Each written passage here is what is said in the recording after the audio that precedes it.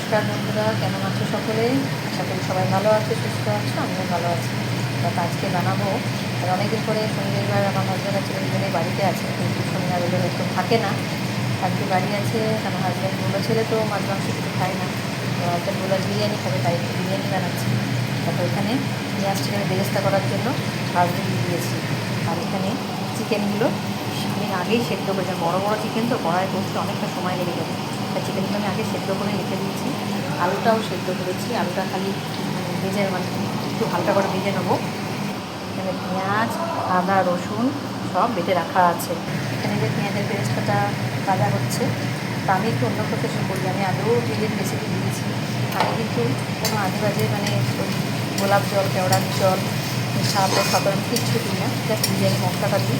আমি খুব সিম্পলের মতো করি, আর আমাদের বাড়িতে কেউ এইভাবে খাওয়া পছন্দ করে না, তাই খুব সিম্পলের মতো করছি। দেখো কিন্তু প্রসেসটা কিন্তু খুবই সহজ।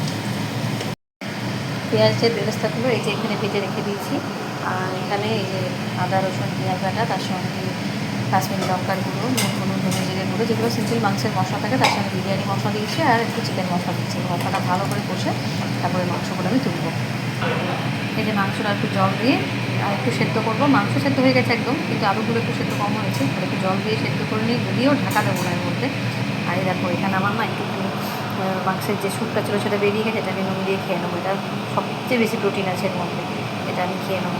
দেখো যেটা ফুটুক। এই যে এখানে আমার মাংসটা এখানে হয়ে গেছে, একটু গ্রেভি রাখলাম, কারণ ভাতের সঙ্গে মিক্স করতে হবে, যেহেতু আমি কোনো রকম সেন্টেড কিছু দিই না, তাহলে একটু মাংস গ্রেভিটা না রাখলে ভালো লাগবে না। তা এরপর আমি আমার ভাত করা ছিল, আমি 1 কিলো চালের ভাত করেছিলাম, আর এখানে আরও আমি চাল বসিয়েছি, 500 মতো চাল বসালাম, দেখলাম হবে না, কারণ একটু দেওয়ারও ব্যাপার আছে, অনেকেই আছে, তাহলে সেই জন্য একটুখানি বসালাম। এটা হয়ে এলো। এই যে আমি এখানে বিরিয়ানিগুলো 2টো হাঁড়িতে বসালাম, একটাতে কুলোলো না, বলে একটু দেখিয়ে দিই। সিম করে দিয়েছি গ্যাসটাকে। এই যে এটাতে একটাতে বসালাম, আর এটাতে একটাতে বসালাম। আমি প্রথমে গোটা হাঁড়িটাতে প্রথমে সমস্ত হাঁড়িটাতে আমি ঘি মাখিয়ে নিয়েছি, তার মধ্যে ভাতের লেয়ার দিয়ে, তার মধ্যে মাংসগুলো তুলে দিয়ে, গ্রেভি দিয়ে, ওর মধ্যে গরম মশলা আর বিরিয়ানি মশলা দিয়ে 2-3টে লেয়ার করে করে এইভাবে দিয়েছি, তার সঙ্গে বেরেস্তাগুলো ছড়িয়ে দিয়েছি। এটা এখন আধা ঘন্টা ভাপে হোক। চলো, তারপরে হয়ে গেলে তোমাদের সঙ্গে আমি ভিডিওটা কন্টিনিউ করবো। এই যে এখানে আমার ধোঁয়া ওঠা বিরিয়ানি একদম রেডি হয়ে গেছে, তার মধ্যে খেতে দেওয়াও হয়ে গেছে। এখানে একটা আছে, আর এই হাঁড়িতে একটা করেছি, আর এইখানে কিছুটা দেবো একজনকে, তাই সেই জন্য এটা তুলে রেখেছি।